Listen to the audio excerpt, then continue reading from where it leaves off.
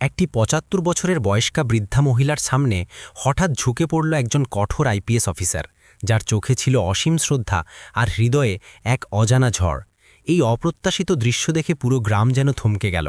কারণটি জানার পর সবাই অবাক হয়ে চুপ করে রইল, যেন সময় নিজেই স্তব্ধ হয়ে পড়েছে।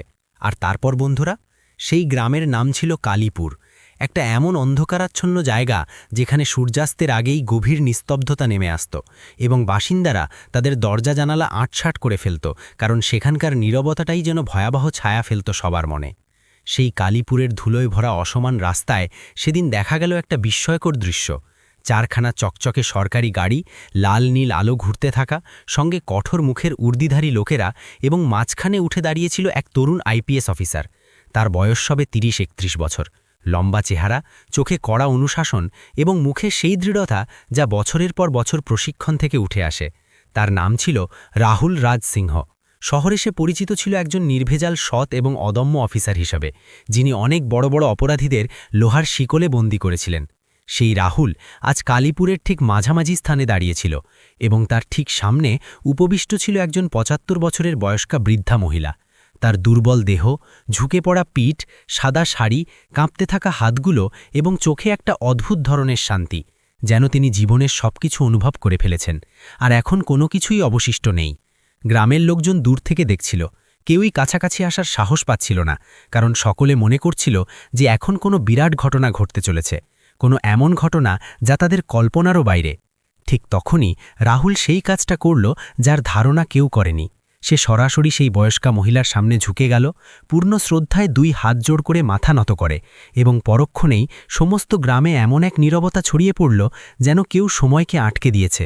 লোকজনের শ্বাস রুদ্ধ হয়ে গেল, কারো চোখ বিস্ফারিত হয়ে রইল, কেউ মৃদুস্বরে বলে উঠল, আইপিএস সাহেব ঝুঁকে পড়ল। কেউ আতঙ্কিত হয়ে বলল, এই মহিলা আসলে কে? কিন্তু কারো কাছে কোনো উত্তর ছিল না, কারণ সেই বয়স্কা মহিলার নাম ছিল দুর্গা দেবী। আর কালীপুরে এই নামটা কোনো সাধারণ নাম ছিল না।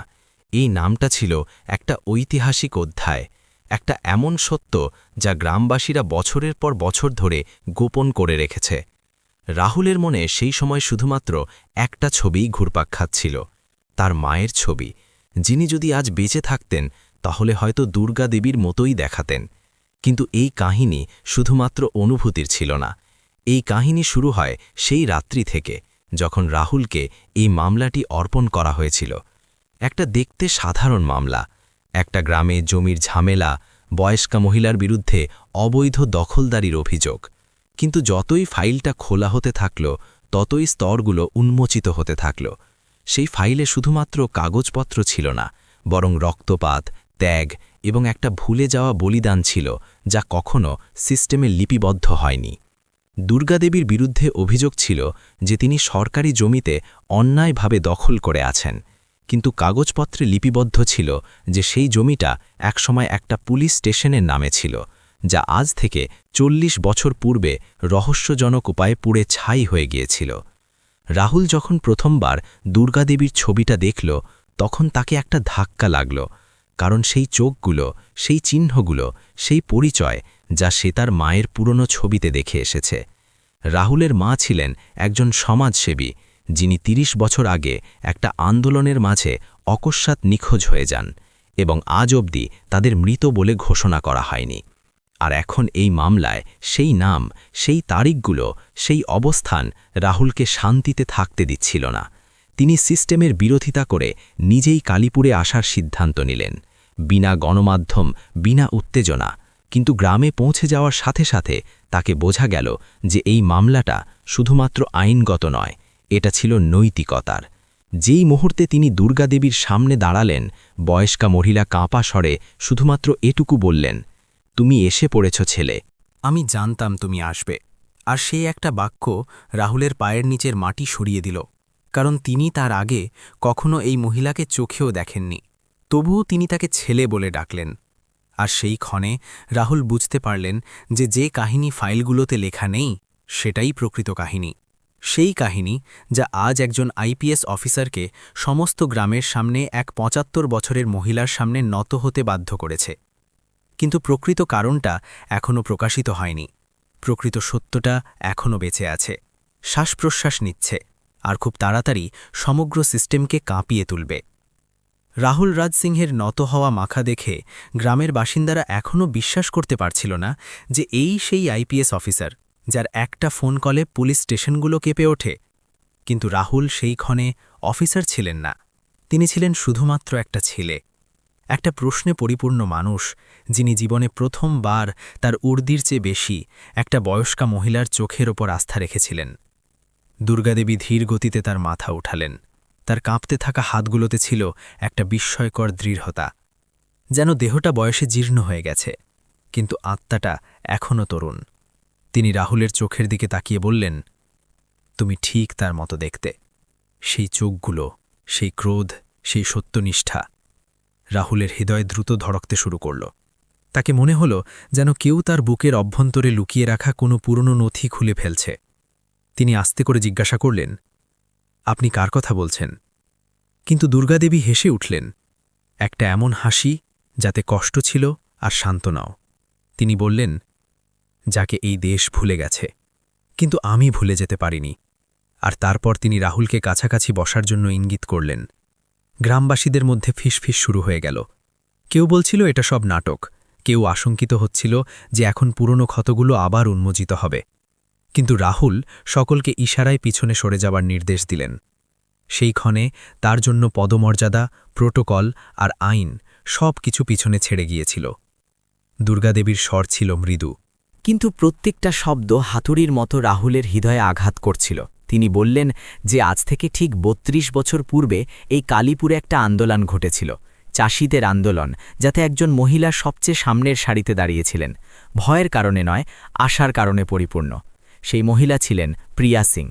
সেই নামটা শুনে রাহুলের চোখ জলে ভরে উঠল, কারণ এটা ছিল তার মায়ের নাম। দুর্গাদেবী বললেন যে প্রিয়া একা ছিলেন না, সমস্ত গ্রাম তার সঙ্গে ছিল। কিন্তু যখন রাত্রি নেমে এলো তখন সব কিছু বদলে গেল। পুলিশ এসে পড়ল, লাঠিচার্জ হলো, আগুন ধরানো হলো, আর সেই রাত্রিতে সেই পুলিশ স্টেশনটা পুড়ে গেল, যাকে আজ সরকারি জমি হিসাবে বলা হচ্ছে। দুর্গাদেবীর স্বর ভেঙে পড়ল যখন তিনি বললেন যে প্রিয়াকে সেই রাত্রিতে বন্দি করা হয়েছিল বিনা ওয়ারেন্ট, বিনা অভিযোগ, আর তারপর কখনো তিনি ফিরে আসেননি। রাহুলের মস্তিষ্ক অসার হয়ে গেল। তার মায়ের নথিতে লেখা ছিল নিখোঁজ, কিন্তু এখানে একজন জীবিত সাক্ষী উপবিষ্ট ছিলেন, যিনি সবকিছু প্রত্যক্ষ করেছেন। দুর্গাদেবী বললেন যে প্রিয়াকে রক্ষা করার প্রয়াসে তার স্বামীকে গুলি করে হত্যা করা হয়েছিল, আর তখন থেকে এই জমিটা দুর্গাদেবীর নামে নয়, বরং তার রক্তের নামে ছিল। তিনি বললেন, ছেলে, এই জমিটা আমার নয়, এটা সেই মহিলার শেষ চিহ্ন যা তোমাকে এতটা যোগ্য করে তুলেছে। রাহুলকে মনে হলো যেন তার সমস্ত প্রশিক্ষণ, তার সমস্ত উর্দি, তার সমস্ত দৃঢ়তা গলে যাচ্ছে। ঠিক তখনই পিছন থেকে একটা উচ্চ স্বর এলো, যথেষ্ট হয়েছে সাহিব। এই স্বর ছিল গ্রামের সবচেয়ে প্রভাবশালী জমিদার এবং স্থানীয় নেতা বীরেন্দ্র যাদবের, যার চোখে ভয় নয় বরং ক্রোধ ছিল। তিনি খোলাখুলি বললেন যে এটা সব মিথ্যে, যে দুর্গাদেবী উন্মাদ হয়ে গেছেন আর অফিসারকে অনুভূতি প্রবণ করে জমিটা রক্ষা করতে চাইছেন। কিন্তু রাহুল এখন পিছিয়ে যাবেন না। তিনি প্রথমবার অনুভব করলেন যে এই যুদ্ধটা শুধুমাত্র একটা বয়স্কা মহিলার নয়, এটা তার মায়ের, তার অতীতের আর হয়তো সমস্ত সিস্টেমের যুদ্ধ। সেই ক্ষণে রাহুল সিদ্ধান্ত নিলেন যে তিনি এই মামলাটা সমাপ্ত করবেন না, চাই তার চাকরি হারাতে হোক। কিন্তু তাকে এটাও জানা ছিল না যে এই সিদ্ধান্তের দাম কতটা গুরুতর হবে, কারণ যেই রাত্রিতে তার মা নিখোঁজ হয়েছিলেন, সেই রাত্রিতে অনেক নামও নিখোঁজ হয়েছিল, আর সেই সমস্ত নাম আজও জীবিত ব্যক্তিদের আসনের সাথে সংযুক্ত। রাত্রি কালীপুরে নেমে এসেছে, কিন্তু গ্রামের পরিবেশে নিদ্রা ছিল না। প্রত্যেকটা বাড়িতে প্রদীপ জ্বালানো হয়েছে, কিন্তু প্রত্যেকটা হৃদয়ে আতঙ্কও জ্বলছিল।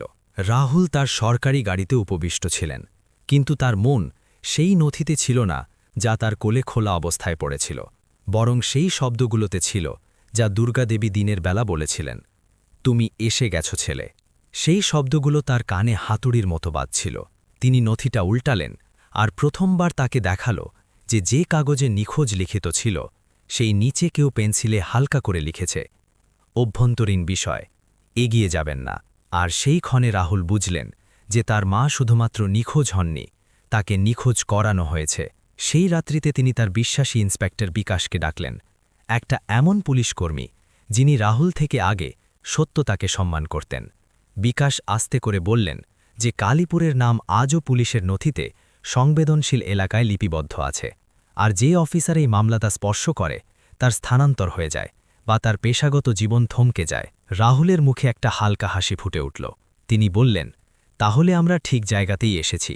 কিন্তু পরক্ষণেই একটা বিস্ময়কর সংবাদ এলো।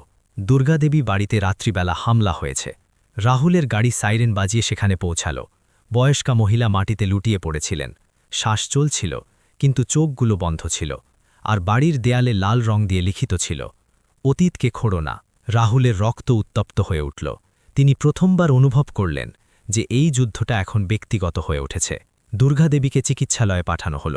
আর সেই রাত্রিতে রাহুল পুরনো পুলিশ নথি খোঁজা শুরু করলেন। ৩২ বছরের পুরনো রেজিস্টার, পোড়া পাতা, কাটা নামগুলো। আর তখন তাকে একটা ছবি পাওয়া গেল। একটা যুবতী মহিলা, ভিজে চোখ, কিন্তু সোজা পিঠ, হাটে তিরঙ্গা। সেটা ছিল তার মা। আর ছবির পিছনে লিখিত ছিল, নেত্রী প্রিয়া সিং। রাহুলের চোখ থেকে জল ঝরেনি, কারণ ক্রোধ জল থেকে বড় ছিল। তখন বিকাশ বললেন যে সেই রাত্রির এফআইআর কখনো লিপিবদ্ধ হয়নি, আর যে পুলিশ কর্মীদের দায়িত্ব ছিল তাদের অধিকাংশ পরবর্তীতে পদোন্নতি লাভ করেছে। একটা নাম বিশেষভাবে উঠে এলো, ডিএসপি বীরেন্দ্র যাদব। সেই বীরেন্দ্র যিনি আজ গ্রামের সবচেয়ে প্রভাবশালী নেতা ছিলেন। রাহুল বুঝলেন যে দুর্গাদেবী শুধুমাত্র সাক্ষী নন, তিনি শেষ সংযোগ ছিলেন। আর তাই তাকে নীরব করার প্রচেষ্টা চলছে। চিকিৎসালয়ের আইসিইউর বাইরে উপবিষ্ট রাহুল প্রথমবার ভেঙে পড়লেন। তিনি তার মায়ের কাছে মানসিকভাবে ক্ষমা প্রার্থনা করলেন যে তিনি এতটা বিলম্ব করে সত্যতার কাছে পৌঁছেছেন। কিন্তু সেই ক্ষণে চিকিৎসক বাইরে এসে বললেন, বয়স্কা মহিলা বিপদমুক্ত।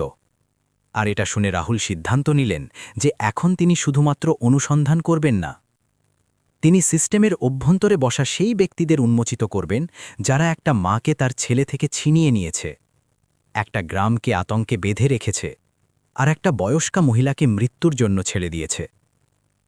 কিন্তু তাকে এটাও জানা ছিল না যে পরের সকালের যে নির্দেশ আসবে সেটা তার সমস্ত জীবনের দিশা পরিবর্তন করে দেবে। কারণ রাজধানী থেকে একটা সরাসরি নির্দেশ পাঠানো হয়েছে, আইপিএস রাহুল রাজ সিংকে অবিলম্বে কালীপুর মামলা থেকে সরিয়ে দেওয়া হোক। রাজধানী থেকে আগত সেই নির্দেশ রাহুল রাজ সিংয়ের হাতে ছিল কাগজের একটা ছোট টুকরো, কিন্তু তার ওজন এমন যেন সমস্ত জীবন সেটার উপর চাপিয়ে দেওয়া হয়েছে। অবিলম্বে কালীপুর মামলা থেকে সরানো হচ্ছে। শব্দগুলো ছোট ছিল, কিন্তু তাদের পিছনে লুকিয়ে থাকা উদ্দেশ্য খুব বড় ছিল। রাহুল বুঝেছিলেন যে এখন এই যুদ্ধটা খোলামেলা হয়ে সামনে চলে এসেছে। এখন এটা শুধুমাত্র একটা বয়স্কা মহিলা বা তার মায়ের সত্যতার না হয়ে গেছে, বরং সেই সমস্ত প্রণালীর হয়ে গেছে যা বছরের পর বছর তার অপরাধগুলোকে অধিকার, উর্দি আর নথির নিচে চাপা দিয়ে এসেছে। তিনি সেই নির্দেশটা ভাঁজ করে পকেটে রেখে দিলেন, কারণ তিনি ঠিক করে নিয়েছিলেন যে তিনি সরবেন না, চাই তার জন্য উর্দি খুলে ফেলতে হোক। সেই রাত্রিতে চিকিৎসালয়ের আইসিইউতে দুর্গাদেবীর শ্বাসের যন্ত্রের স্বর তার হৃদয়ের ধড়কনের সাথে মিলে যাচ্ছিল। বয়স্কা মহিলা চোখ খুললেন, তলে সবার আগে রাহুলকে দেখলেন। তার চোখে আতঙ্ক ছিল না, বরং স্বস্তি ছিল। তিনি খুব মৃদুস্বরে বললেন, এখন তারা তোমাকেও নীরব করাতে চাইবে। আর এটা শুনে রাহুলকে মনে হল যেন তার মা স্বয়ং তার সাথে কথা বলছেন। তিনি দুর্গাদেবীর হাত ধরলেন আর প্রথমবার কোনো সাক্ষীর কাছে নয়, বরং কোনো বয়স্কের কাছে প্রতিশ্রুতি দিলেন যে তিনি পিছিয়ে যাবেন না। সেই ক্ষণে দুর্গাদেবী তার কাছে বললেন যে সত্যটা শুধুমাত্র কাগজপত্রে নয়, সত্যটা সেই রাত্রির এক জীবিত ব্যক্তির কাছে আছে, যিনি আজও কালীপুরে বাস করেন। নাম ছিল রামেশ্বর গুরু, একটা সাধারণ চেহারার অবসরপ্রাপ্ত শিক্ষক, যাকে সেই রাত্রির পর আর কখনো স্থায়ী কর্ম মেলেনি। রাহুল সেই রাত্রিতে ইন্সপেক্টর বিকাশের সাথে রামেশ্বরের বাড়িতে পৌঁছালেন। মাটির ছোট্ট ঘর, বাইরে তুলসী চারা, আর ভিতরে একটা ব্যক্তি যার চোখে আতঙ্ক এমনভাবে বসে গেছে যেন তিনি এখনও ৩২ বছর আগের সেই রাত্রি জীবন করছেন। রামেশ্বর প্রথমে কোনো কথা বলতে অস্বীকার করলেন, কিন্তু যখন রাহুল তার মায়ের ছবিটা তার সামনে রাখলেন, তাহলে তিনি ফুঁপিয়ে কেঁদে উঠলেন। তিনি বললেন যে তিনি সেই রাত্রিতে আন্দোলনের সময় প্রিয়া সিংহের সঙ্গে ছিলেন। তিনি নিজ চোখে দেখেছেন যে কিভাবে পুলিশ জনতাকে ছত্রভঙ্গ করার নামে নির্বাচিত নেতৃত্বকে তুলে নিয়েছে, কিভাবে প্রিয়াকে টেনে হিচড়ে স্টেশনে নেওয়া হয়েছে, আর কিভাবে মধ্যরাতে স্টেশনে আগুন ধরানো হয়েছে যাতে সাক্ষ্য প্রমাণ পুড়ে যায়। রামেশ্বরের স্বর কাঁপছিল যখন তিনি বললেন যে প্রিয়াকে সেই আগুনের ছদ্মবেশে একটা গাড়িতে চাপানো হয়েছে, আর সেই গাড়িতে উপবিষ্ট ব্যক্তি ছিল বীরেন্দ্র যাদব, তৎকালীন ডিএসপি, আজকার বিধায়ক রাহুলকে মনে হল যেন কেউ তার বুকে হাতুড়ি মেরেছে, কারণ এর অর্থ ছিল স্পষ্ট, তার মা জীবিত থাকতে পারতেন। কিন্তু তারপর আরেকটা তিতসত্য প্রকাশিত হল। রামেশ্বর বললেন যে 2 দিন পর নদীর তীরে একটা মহিলার অজ্ঞাত লাশ উদ্ধার হয়েছে, যাকে অজ্ঞাত বলে সমাহিত করা হয়েছে, কিন্তু মুখের পরিচয় করা কঠিন ছিল, আর তখন মামলা সমাপ্ত করে দেওয়া হয়েছে। রাহুলের চোখ শুকনো হয়ে গেছে, জল এখন অভ্যন্তরে পুড়ছে। তিনি রামেশ্বরকে বললেন যে তাকে আদালতে সাক্ষ্য প্রদান করতে হবে, কিন্তু রামেশ্বর আতঙ্কিত হয়ে উঠলেন। তিনি বললেন যে ব্যক্তিরা তখন প্রিয়াকে নিশ্চিহ্ন করেছে তারা আজও অত্যন্ত প্রভাবশালী। সেই আতঙ্কের উত্তর রাহুল খুব শান্ত স্বরে দিলেন, প্রভাব এখন সত্যতার পক্ষে। কিন্তু সত্যটা এতটা সরল ছিল না। কারণ পরের সকালে রাহুলকে সাসপেনশনের নোটিশ প্রদান করা হলো, কারণ লিখিত ছিল ক্ষমতার অপব্যবহার আর অনুভূতিপ্রবণ সিদ্ধান্ত। সমগ্র জেলায় এই সংবাদ আগুনের মতো ছড়িয়ে পড়ল। সেই অফিসার যাকে লোকজন সততার প্রতীক মনে করত, আজ সিস্টেমের দৃষ্টিতে অপরাধী হয়ে উঠেছে। কিন্তু কালীপুরের বাসিন্দারা প্রথমবার নীরব ছিল না। দুর্গা দেবীর উপর হামলার সংবাদ, রাহুলের ঝুঁকে পড়ার দৃশ্য আর সাসপেনশনের খবর এই 3টে গ্রামের আতঙ্ককে ক্রোধে রূপান্তরিত করেছে। লোকজন আস্তে আস্তে একত্রিত হতে শুরু করল। সেই লোকজন যারা 32 বছর পূর্বে আতঙ্কে পিছিয়ে গিয়েছিল, আজ জীর্ণ হাতে লাঠি নয় বরং সত্যতা নিয়ে দাঁড়িয়েছিল। অন্যদিকে বীরেন্দ্র যাদবও বুঝতে পারলেন যে বিষয়টা হাত থেকে বেরিয়ে যাচ্ছে। তিনি রামেশ্বর গুরুকে ভয় দেখালেন, অর্থের প্রলোভন দেখালেন, কিন্তু রামেশ্বর প্রথমবার আতঙ্ক থেকে বেশি অনুশোচনাকে গ্রহণ করলেন। তিনি রাহুলকে টেলিফোন করে বললেন যে তিনি সাক্ষ্য দেবেন, চাই ফলাফল যাই হোক। সেই রাত্রিতে রাহুল একটা চূড়ান্ত কৌশল প্রয়োগ করলেন। তিনি তার মায়ের সম্পূর্ণ নথি গণমাধ্যমের একজন সৎ সাংবাদিকের হাতে তুলে দিলেন। পরের দিন সকালে সংবাদপত্রের শিরোনাম ছিল 32 বছরের পুরনো আন্দোলন, একজন মহিলা নেত্রীর নিখোঁজ হয়ে যাওয়া আর এক আইপিএসের যুদ্ধ। আর এই সংবাদ রাজধানী অবধি পৌঁছে গেল। সরকারের করিডোরে অস্থিরতা ছড়িয়ে পড়ল, কিন্তু সঙ্গে রাহুলের উপর চাপও বৃদ্ধি পেল। তার বাসস্থানের নজরদারি শুরু হয়ে গেল। টেলিফোন ট্যাপ করা শুরু হলো, আর তখন একটা অজানা নম্বর থেকে কল এলো। অন্য প্রান্তের স্বর শান্ত ছিল, কিন্তু ভয়ঙ্কর। যদি জীবনটা প্রিয় হয় তাহলে কালীপুর ছেড়ে চলে যাও। রাহুল বিনা বিরতি উত্তর দিলেন, আমার মাও এটাই বলতেন। আর কল বিচ্ছিন্ন হয়ে গেল। সেই রাত্রিতে দুর্গাদেবী রাহুলকে ডাকলেন। তার অবস্থা জীর্ণ ছিল, কিন্তু তার চোখে একটা বিস্ময়কর শান্তি ছিল। তিনি রাহুলকে একটা পুরনো কাপড়ে আবদ্ধ ডায়েরি প্রদান করলেন, যাতে প্রিয়া সিংহের হস্তাক্ষর ছিল। সেই হস্তাক্ষর যা রাহুল শৈশবে দেখেছে। সেই ডায়েরিতে শুধুমাত্র আন্দোলনের বিষয় নয়, বরং সেই অফিসার এবং নেতৃত্বের নামগুলো ছিল যারা চাষিদের জমি বিক্রি করে কোটি কোটি উপার্জন করেছে। আর সেই তালিকায় সবচেয়ে উপরে ছিল বীরেন্দ্র যাদব। রাহুল বুঝলেন যে এটাই সেই সাক্ষ্য যার জন্য তার মাকে নিশ্চিহ্ন করা হয়েছে, আর এখন সেই সাক্ষ্য তাকেও লক্ষ্যবস্তু বানাতে পারে। কিন্তু এখন পিছিয়ে যাওয়া অসম্ভব, কারণ এই যুদ্ধটা এখন একটা ছেলের না হয়ে গেছে। এই যুদ্ধটা একটা সম্পূর্ণ গ্রাম, একটা ভুলে যাওয়া আন্দোলন এবং সেই 75 বছরের বয়স্কা মহিলার, যার সামনে একদিন এক আইপিএস অফিসার ঝুঁকেছে, আর যার জন্য এখন সমস্ত দেশের সামনে প্রকাশিত হবে। কালীপুর এখন শুধুমাত্র একটা গ্রাম না হয়ে গেছে, সেটা একটা জীবিত প্রশ্ন হয়ে উঠেছে। এমন প্রশ্ন যা থেকে অধিকারের নিদ্রা উড়ে গেছে। রাহুল রাজ সিংহের সাসপেনশনের পরেও লোকজন প্রত্যহ সেই পিপল গাছের তলায় একত্রিত হতে লাগল, যেখানে কখনো দুর্গাদেবী একাকী বসতেন। এখন সেই স্থান সত্যতার বিচারালয় হয়ে উঠেছে। জীর্ণ হাতে বলিরেখা ছিল, কিন্তু স্বরে সেই সাহস ছিল যা 32 বছর পূর্বে লাঠির আতঙ্কে চাপা পড়ে গিয়েছিল। রাহুল এখন উর্দিতে নেই, কিন্তু তার চলনে কোনো হ্রাস আসেনি, কারণ এখন তিনি আইনের প্রতিনিধি নন, বরং ন্যায়ের প্রতীক হয়ে উঠেছেন। রাজধানী থেকে প্রেরিত অফিসার তাকে অনুভূতিপ্রবণ অফিসার হিসাবে প্রমাণিত করতে ব্যস্ত হয়ে উঠেছে। গণমাধ্যমের কিছু অংশ তাকে কলঙ্কিত করতে শুরু করেছে, কিন্তু সেই গণমাধ্যমের একটা ছোট্ট অংশ প্রত্যেক রাত্রি প্রিয়া সিংহের ডায়েরি থেকে নতুন নতুন পৃষ্ঠা জনসাধারণের সামনে তুলে ধরছে। আর প্রত্যেকটা পৃষ্ঠা বীরেন্দ্র যাদবের মুখ থেকে একটা নতুন ছদ্মবেশ খুলে ফেলছে। রাহুল জানতেন যে শুধুমাত্র গণমাধ্যম থেকে কাজ হবে না, তাকে বিচারালয়ে যেতে হবে। কিন্তু বিচারালয়ে পৌঁছানোর পূর্বে তাকে তার সবচেয়ে বড় আতঙ্কের সাথে যুদ্ধ করতে হবে। এই আতঙ্ক যে কোথাও সত্যটা প্রকাশিত হওয়ার আগে তার সাক্ষীদের নিশ্চিহ্ন করে না দেওয়া হয়। রামেশ্বর গুরু এখন পুলিশ রক্ষায় ছিলেন, কিন্তু আতঙ্ক তার অভ্যন্তরে ছিল। রাত্রিবেলা তিনি চিৎকার করে জেগে উঠতেন, তাকে মনে হতো কেউ আবার দরজা ভেঙে ফেলছে। আর এই আতঙ্কের মধ্যে একদিন সংবাদ এলো যে রামেশ্বরের উপর কারাগারে বন্দী একটা পুরনো মামলা আবার উন্মোচিত করা হয়েছে। অভিযোগ ছিল রাষ্ট্রবিরোধী কার্যকলাপ। রাহুল বুঝলেন যে সিস্টেম এখন খোলামেলা খেলছে। তিনি আইনজীবীদের সাথে আলোচনা করলেন, পুরনো বিচারকের সিদ্ধান্তগুলো খোঁজাখুঁজি করলেন। আর প্রথমবার তাকে অনুভূতি হল যে আইনটা শুধুমাত্র গ্রন্থ নয়, সেটা পাঠকের উদ্দেশ্যের ওপরও নির্ভরশীল। অন্যদিকে বীরেন্দ্র যাদব বিধানসভায় দাঁড়িয়ে বলছিলেন যে এটা সব এক সাসপেন্ড অফিসারের প্রতিহিংসার কাহিনী। কিন্তু তার স্বরে এখন আগের মতো দম্ভ নেই, কারণ তাকেও জানা ছিল যে ডায়েরির চূড়ান্ত পৃষ্ঠা এখনও প্রকাশিত হয়নি। দুর্গাদেবীর অবস্থা আবার অবনতি হতে শুরু করেছে। চিকিৎসকরা স্পষ্টভাবে বলেছেন যে এখন তার কাছে অধিক সময় নেই। রাহুল প্রত্যেক দিন তার কাছে উপবিষ্ট হন, আর তিনি প্রত্যেকবার একই কথা বলেন, আতঙ্কিত হয় না চলে, এখন আমাকে কোনো কিছু হারানোর আতঙ্ক নেই। আর একদিন তিনি রাহুলকে বললেন যে তিনি বিচারালয়ে বিবৃতি দিতে চান। সকলে নিষেধ করল, চিকিৎসকরাও। কিন্তু দুর্গাদেবীর চোখে সেই অটলতা ছিল যা কখনো প্রিয়া সিংয়ের চোখে ছিল। বিচারালয়ের দিন এলে সমস্ত জেলা যেন শ্বাস আটকে উপবিষ্ট হয়ে গেল। দুর্গাদেবীকে হুইল চেয়ারে আনা হলো। লোকজন তাকে দেখে উঠে দাঁড়াল। বিচারকও প্রথমবার তার হাতুড়ি থেকে আগে তার দিকে দৃষ্টিপাত করলেন। দুর্গাদেবীর স্বর দুর্বল ছিল, কিন্তু শব্দগুলো স্পষ্ট ছিল। তিনি সেই রাত্রির প্রত্যেকটা সত্য বিবৃত করলেন, কিভাবে আন্দোলনকে দমন করা হয়েছে, কিভাবে প্রিয়া সিংকে তুলে নেওয়া হয়েছে, কিভাবে স্টেশন পোড়ানো হয়েছে যাতে সাক্ষ্য নিশ্চিহ্ন হয়ে যায়, আর কিভাবে বীরেন্দ্র যাদব সব নীরব থাকার বিনিময়ে পুরস্কার বিতরণ করেছে। বিচারালয়ে নীরবতা বিরাজ করছিল।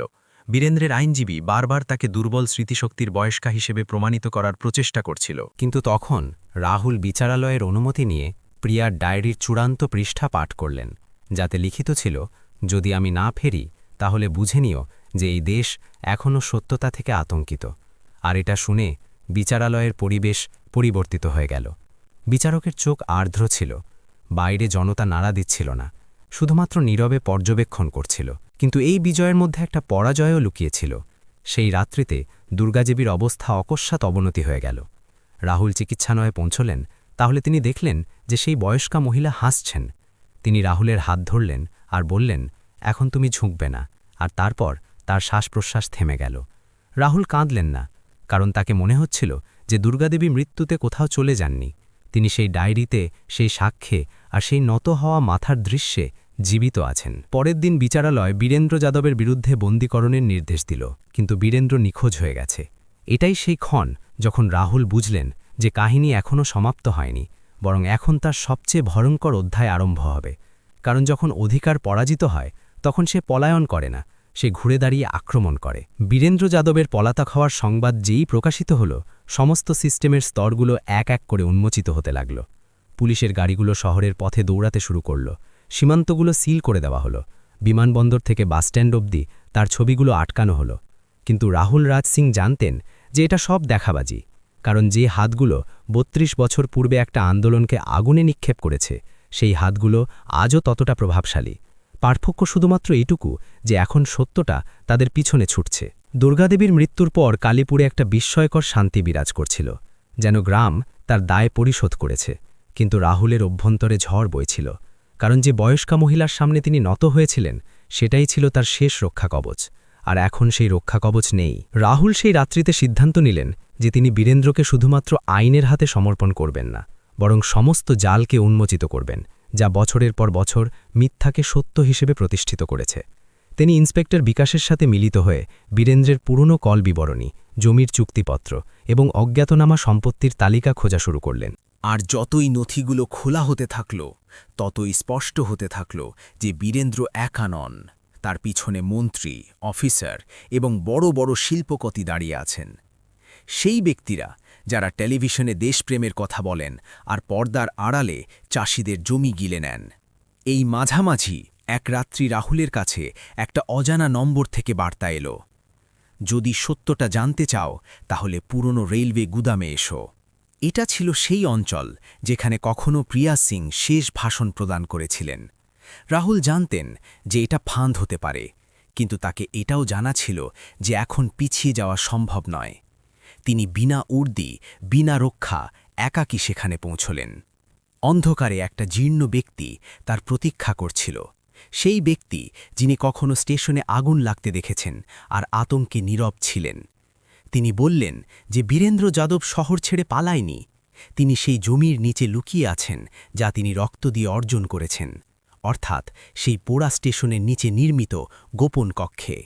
এটা শুনে রাহুলের রোমকূপ খাড়া হয়ে উঠল, কারণ এর অর্থ ছিল যে বীরেন্দ্র আজও তার অপরাধের ধ্বংসাবশেষে জীবিত আছেন। রাহুল সেই রাত্রিতে একটা অবৈধ কিন্তু প্রয়োজনীয় সিদ্ধান্ত নিলেন। তিনি কিছু সৎ অফিসারকে সঙ্গী করলেন, বিনা কোনো সরকারি নির্দেশ, আর সেই স্থানে অভিযান চালালেন। মধ্যরাত্রি, বৃষ্টি, মাটি আর নীরবতা। যখন তারা জমি খনন করলেন, তাহলে নিচে সত্যি একটা পুরনো কক্ষ পাওয়া গেল, আর সেখানে উপবিষ্ট ছিলেন বীরেন্দ্র যাদব, জীর্ণ, ক্লান্ত, কিন্তু চোখে এখনও সেই ধূর্ততা। তিনি রাহুলকে দেখে বললেন, তাহলে অবশেষে তুমি এসে পড়েছ। সেই ক্ষণে রাহুলকে মনে হল যেন তিনি তার মায়ের হত্যাকারীর সাথে নয়, বরং সেই সিস্টেমের সাথে আলাপ করছেন যা তার মাকে হত্যা করেছে। বীরেন্দ্র কোনো ক্ষমা চাননি। তিনি উল্টে বললেন যে যদি তিনি প্রিয়াকে না থামাতেন, তাহলে আজ তার নাম কেউ চিনত না। এটা শুনে রাহুল প্রথমবার তার ওপর চিৎকার করলেন, কারণ এটা শুধুমাত্র অপরাধ নয়, এটা ছিল অহংকার। সেই কক্ষে বীরেন্দ্রকে বন্দী করা হলো, কিন্তু প্রকৃত খেলা এখনও অবশিষ্ট ছিল। কারণ পরের দিন সংবাদ এলো যে অফিসাররা রাহুলের সঙ্গী ছিলেন তাদের লাইন হাজির করা হয়েছে, আর রাহুলের ওপর জাতীয় নিরাপত্তার সাথে খেলাধুলার অভিযোগ আরোপিত হয়েছে। গণমাধ্যম দুভাগে বিভক্ত হয়ে গেছে। এক অংশ তাকে নায়ক বলছে, অন্য অংশ বিশ্বাসঘাতক। বিচারালয়ে মামলা চলছে, কিন্তু এবার রাহুল একা নন। কালীপুরের লোকজন দিল্লি অবধি পৌঁছে গেছে। হাতে দুর্গাদেবীর ছবি, চোখে প্রিয়া সিংয়ের কাহিনী। আর যখন রাহুলকে বিচারালয়ে উপস্থাপিত করা হলো, তাহলে সেই লোকজন গ্যালারিতে দাঁড়িয়েছিল, নীরবে, বিনা নাড়া, কিন্তু পূর্ণ শ্রদ্ধায়। বিচারালয়ে বীরেন্দ্র যাদবের রিমান্ড বৃদ্ধি করল, আর প্রথমবার এটা স্বীকার করল যে ৩২ বছরের পুরনো মামলা আবার উন্মোচিত হবে। সেই দিন রাহুল অনুভব করলেন যে হয়তো তার মা পরাজিত হননি, হয়তো তিনি শুধুমাত্র বিলম্ব করে বিজয়ী হওয়া বেছে নিয়েছিলেন। কিন্তু এই বিজয়ের মধ্যে একটা বিপদ এখনও অবশিষ্ট ছিল। কারণ বীরেন্দ্র যাওয়ার সময় রাহুলকে বলেছিলেন, আমাকে কারাগারে পাঠাবে, কিন্তু যা আমি আরম্ভ করেছি সেটা থামবে না। আর এটাই সেই বাক্য যা রাহুলকে নিদ্রা দিতে দেয়নি। কারণ তিনি জানতেন যে শেষ যুদ্ধটা এখন শুধুমাত্র একটা ব্যক্তির সাথে নয়, বরং সমস্ত চিন্তাভাবনার সাথে। দিল্লির সেই সকাল সাধারণ সকালের মতো ছিল না। পরিবেশে সংবাদপত্রের কালি থেকে বেশি ইতিহাসের সুবাস ছিল। বিচারালয়ের বাইরে দাঁড়ানো লোকজন কোনো সিদ্ধান্তের প্রতীক্ষা করছিল না, বরং কোনো ক্ষত সারানোর আশায় উপবিষ্ট ছিল। রাহুল রাজ সিং কাঠগড়ায় দাঁড়িয়েছিলেন, না উর্দিতে, না কোনো পদের আশ্রয়, শুধুমাত্র একটা ছেলের মতো, যিনি তার মাকে, তার গ্রামকে আর এক বয়স্কা মহিলার শেষ শ্বাসগুলোকে কাঁধে তুলে রেখেছেন। বিচারকের চোখে জীর্ণতা ছিল, কিন্তু স্বরে দৃঢ়তা। তারা বীরেন্দ্র যাদবের দিকে তাকালেন, যিনি এখন সেই প্রভাবশালী নেতার মতো দেখাচ্ছিল না, বরং একটা জীর্ণ ব্যক্তি মনে হচ্ছিল, যার চারদিকে তারই অতীত জালের মতো দাঁড়িয়ে আছে। বিচারালয়ে এক এক করে সেই সাক্ষ্য প্রমাণ পাঠ করা হলো, যা বছরের পর বছর চাপা দেওয়া হয়েছে। পোড়া স্টেশনের প্রতিবেদন, প্রিয়া সিংয়ের ডায়েরি, রামেশ্বর গুরুর সাক্ষ্য এবং দুর্গাদেবীর চূড়ান্ত বিবৃতি, যা ভিডিও রেকর্ডিংয়ের মাধ্যমে উপস্থাপিত করা হলো। যেই পর্দায় সেই ঝুঁকে পড়া বয়স্কা মহিলা প্রদর্শিত হল, বিচারালয়ে উপবিষ্ট অনেক লোক তাদের দৃষ্টি উঠাতে পারেনি। কারণ তিনি শুধুমাত্র একটা সাক্ষী নন, তিনি ছিলেন দেশের অন্তরাত্মা। বিচারক সিদ্ধান্ত পাঠ করার সময় বললেন যে এই মামলাটা শুধুমাত্র একটা অপরাধ নয়, বরং প্রণালীর সম্মিলিত ব্যর্থতা। আর যখন তারা বীরেন্দ্র যাদবকে আজীবন কারাদণ্ডের সাজা ঘোষণা করলেন, তাহলে কোনো করতালি হয়নি, কোনো নাড়া ওঠেনি, শুধুমাত্র একটা গভীর শ্বাস বেরিয়ে এলো, যেন কেউ বছর ধরে আটকে রাখা জলকে অবশেষে প্রবাহিত হওয়ার অনুমতি দিয়েছে। কিন্তু কাহিনী এখানে সমাপ্ত হয়নি, কারণ সেই সিদ্ধান্তের সাথে বিচারালয় রাহুল রাজ সিংয়ের সাসপেনশন বাতিল করে বলল যে কিছু অফিসার আইনের গ্রন্থ থেকে নয়, বরং বিবেক থেকে পরিচালিত হন। আর এটা শুনে রাহুলের চোখ প্রথমবার নত হল, কিন্তু এবার কারো সামনে নয়, তার মায়ের ছবির সামনে, যা তার পকেটে সর্বদা থাকে। কালীপুরে সেই দিন দুর্গাদেবীর স্মৃতিতে একটা ছোট্ট স্মৃতিস্তম্ভ নির্মিত হল। কোনো বিরাট মূর্তি নয়, শুধুমাত্র একটা পাথর, যাতে লিখিত ছিল, সত্যটা বিলম্ব করে আসে, কিন্তু আসে নিশ্চিতভাবে। রাহুল সেখানে গেলেন, একাকী, বিনা রক্ষা। তিনি সেই স্থানে মাথা নত করলেন, যেখানে কখনো তিনি প্রথমবার দুর্গাদেবীর সামনে নত হয়ে সমস্ত গ্রামকে বিস্মিত করেছিলেন। আর তাকে মনে হল যেন পরিবেশে কেউ তার নাম ডেকেছে। যেন প্রিয়া সিং এবং দুর্গাদেবী দুজনেই একসাথে বলছেন যে এখন ভার হালকা হয়ে গেছে। কিন্তু রাহুল জানতেন যে এই বিজয় স্থায়ী নয়, কারণ প্রত্যেক প্রজন্মকে তার সত্যটা নিজে যুদ্ধ করে উদ্ধার করতে হয়। তিনি কালীপুরে একটা ছোট আইনি সহায়তা কেন্দ্র চালু করালেন, যেখানে লোকজন বিনা আতঙ্কে তাদের অভিযোগ লিপিবদ্ধ করতে পারে। রামেশ্বর গুরু আবার শিশুদের শিক্ষাদান শুরু করলেন, কিন্তু এবার তার স্বরে আতঙ্ক নেই। গ্রামের বাসিন্দারা এখন সূর্যাস্তের সাথে সাথে দরজা বন্ধ করেন না। শিশুরা সেই পিপল গাছের তলায় খেলাধুলা করে যেখানে কখনো নীরবতা আতঙ্ক হয়ে উপবিষ্ট থাকত। আর প্রত্যেক বছর সেই দিন রাহুল সেখানে আসেন, না ভাষণ প্রদান করেন, না উর্দি প্রদর্শন করেন, শুধুমাত্র একটা মোমবাতি জ্বালিয়ে উপবিষ্ট হন। কারণ তাকে জানা ছিল যে প্রকৃত শ্রদ্ধাঞ্জলি উত্তেজনায় নয়, সততায় হয়। শহরের লোকজন আজও তার কাহিনী শোনান, যে কিভাবে এক আইপিএস অফিসার এক ৭৫ বছরের বয়স্কা মহিলার সামনে নত হয়েছিলেন।